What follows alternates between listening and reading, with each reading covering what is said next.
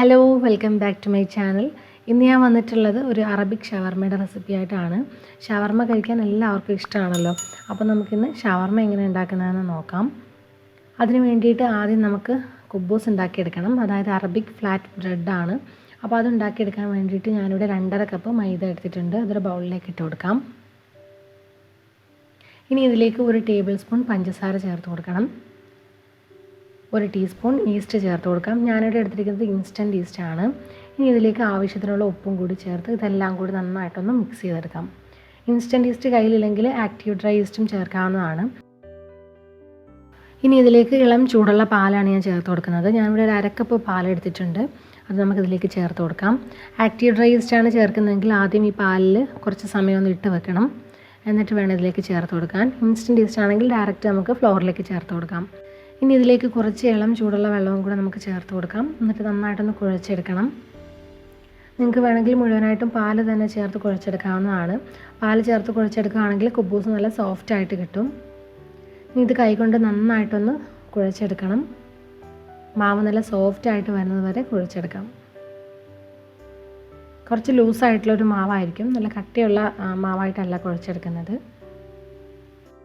ഇപ്പോൾ ഞാൻ മാവ് നന്നായിട്ട് കുഴച്ചെടുത്തിട്ടുണ്ട്. ഇനി ഇതിലേക്ക് 1 ടേബിൾ സ്പൂൺ ഒലിവ് ഓയിലും കൂടെ ചേർത്ത് കൊടുക്കാം.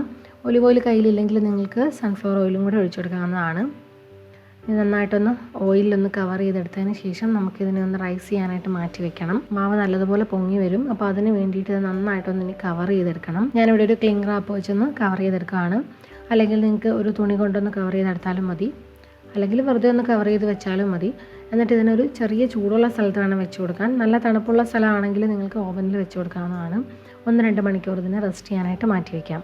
ഇനി ഇതിന് വേണ്ടിയിട്ടുള്ള ചിക്കൻ ഒന്ന് മാരിനേറ്റ് ചെയ്തെടുക്കണം. അപ്പോൾ അതിന് വേണ്ടിയിട്ട് ഞാനിവിടെ ബോൺലെസ് ചിക്കൻ എടുത്തിട്ടുണ്ട്. 250 ഗ്രാം ചിക്കനാണ് എടുത്തിട്ടുള്ളത്. അതിലേക്ക് ആവശ്യത്തിനുള്ള ഉപ്പ്, 1 ടേബിൾ സ്പൂൺ നാരങ്ങ നീര്, 1/4 കപ്പ് തൈര്, പിന്നെ 1 ടീസ്പൂൺ ഗാർലിക് പൗഡർ എടുത്തിട്ടുണ്ട്. ഗാർലിക് പൗഡർ ഇല്ലെങ്കിൽ നിങ്ങൾക്ക് ഗാർലിക് പേസ്റ്റ് ചേർത്താലും മതി. 1 ടീസ്പൂൺ ഗരം മസാല പൊടി.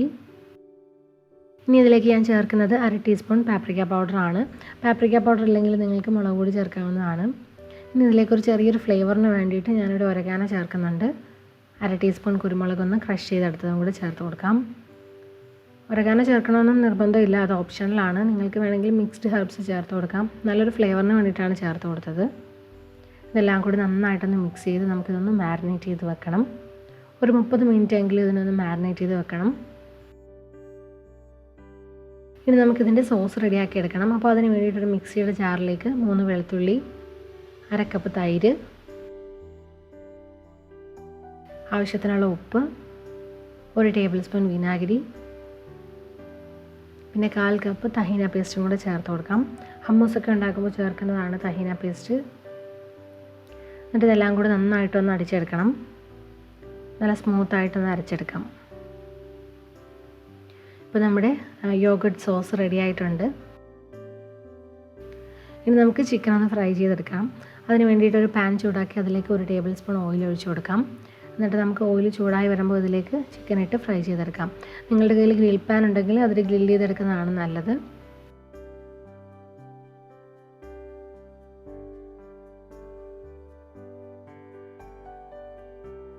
രണ്ട് സൈഡ് നല്ലതുപോലെ കുക്കാവുന്നത് വരെ നമുക്കിതിനൊന്ന് ഫ്രൈ ചെയ്തെടുക്കണം. നല്ലൊരു ബ്രൗൺ കളറായി വന്നിട്ടുണ്ട്. ഒരുപാട് ഓയിലൊന്നും വേണ്ട, കുറച്ച് ഓയിൽ തന്നെ നമുക്കിത് ഫ്രൈ ചെയ്തെടുക്കാവുന്നതാണ്. അപ്പം നമ്മുടെ ചിക്കൻ ഇവിടെ നല്ലതുപോലെ കുക്കായി വന്നിട്ടുണ്ട്, നന്നായിട്ട് ഫ്രൈ ആയി വന്നിട്ടുണ്ട്. നമുക്കിതിനെ പാനിൽ നിന്ന് മാറ്റാം.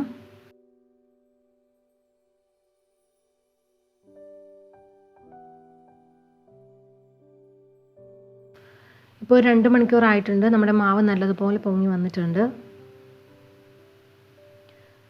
ഇതൊന്നുകൂടി ഒന്ന് കൈകൊണ്ടൊന്ന് കുഴച്ച് കൊടുക്കണം. എന്നിട്ട് നമുക്ക് കുബ്ബൂസ് ഉണ്ടാക്കാനായിട്ട് തുടങ്ങാം.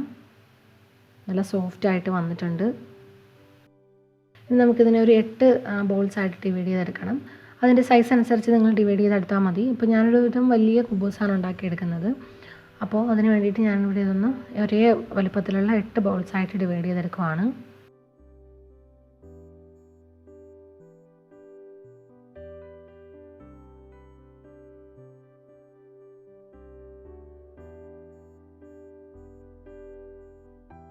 അപ്പോൾ ഞാനിതെല്ലാം ഒന്ന് ഡിവൈഡ് ചെയ്തെടുത്തിട്ടുണ്ട്. നമുക്കിനി ഇതിനൊന്ന് നല്ലൊരു ഷേപ്പായിട്ടൊന്ന് ഉരുട്ടിയെടുക്കാം. അപ്പോൾ ഇതുപോലെ 8 ബോൾസാണ് എനിക്ക് കിട്ടിയിട്ടുള്ളത്. അപ്പോൾ നമുക്കിനി ഇതൊന്ന് പരത്തിയെടുക്കണം. അപ്പോൾ അതിന് വേണ്ടിയിട്ട് ഞാനിവിടെ ഒരു ചപ്പാത്തി പലക എടുത്തിട്ടുണ്ട്. അതിലേക്ക് കുറച്ച് ഫ്ലോർ ഇട്ട് കൊടുക്കാം. കുറച്ച് മൈദ ഇട്ടിട്ട് അതിന് മുകളിലായിട്ട് ഈ ബോൾസ് വെച്ച് നമുക്കൊന്ന് പരത്തിയെടുക്കാം. ഒരുപാട് കനം കുറച്ചല്ല, കുറച്ച് കട്ടിയിലാണ് പരത്തിയെടുക്കുന്നത്.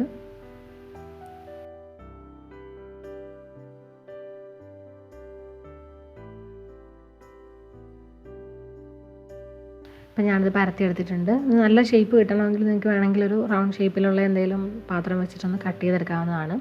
ഞാനിപ്പോൾ ഇത് കട്ട് ചെയ്തൊന്നും എടുക്കുന്നില്ല, ഇതുപോലെ തന്നെ ഇത് ചുട്ടെടുക്കുകയാണ്.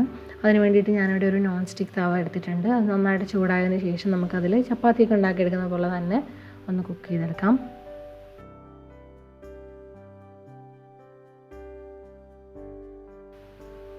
രണ്ട് സൈഡ് നല്ലതുപോലെ കുക്കായി വന്നിട്ടുണ്ട്.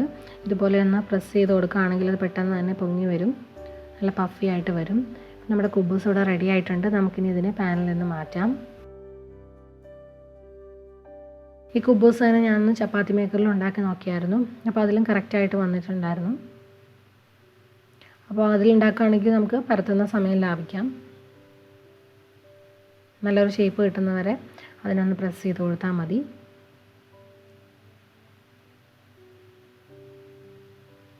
ആദ്യം ഒന്ന് തിരിച്ചിട്ട് കൊടുക്കണം. എന്നിട്ട് അതിനൊന്ന് അടച്ചു വെച്ച് കുറച്ച് സമയം വെക്കുകയാണെങ്കിൽ അത് പൊങ്ങി വരും.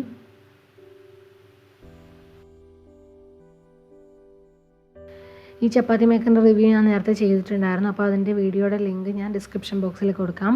അപ്പോൾ അതിലെങ്ങനെയാണ് ഉണ്ടാക്കുന്നതെന്നൊക്കെ ഞാൻ കാണിച്ചിട്ടുണ്ടായിരുന്നു. അപ്പോൾ നമ്മുടെ കുബൂസ് ഇവിടെ റെഡി ആയിട്ടുണ്ട്. നല്ല സോഫ്റ്റ് ആയിട്ട് വന്നിട്ടുണ്ട്. ഇനി ഇതൊരു ടവലിൽ പൊതിഞ്ഞാണ് വെക്കുന്നത്. ഇങ്ങനെ പൊതിഞ്ഞ് വെക്കുകയാണെങ്കിൽ നല്ല സോഫ്റ്റ് ആയിട്ട് തന്നെ കുബൂസ് ഇരിക്കും. അപ്പോൾ എല്ലാ കുബൂസും ഞാൻ ചെയ്തെടുത്തിട്ടുണ്ട്. ഇനി നമ്മൾ നേരത്തെ ഫ്രൈ ചെയ്ത് വെച്ചിരിക്കുന്ന ആ ചിക്കൻ ഒന്ന് ചെറുതായിട്ടൊന്ന് ചോപ്പ് ചെയ്തെടുക്കണം. ചെറിയ പീസായിട്ടൊന്ന് കട്ട് ചെയ്ത് കൊടുക്കാം.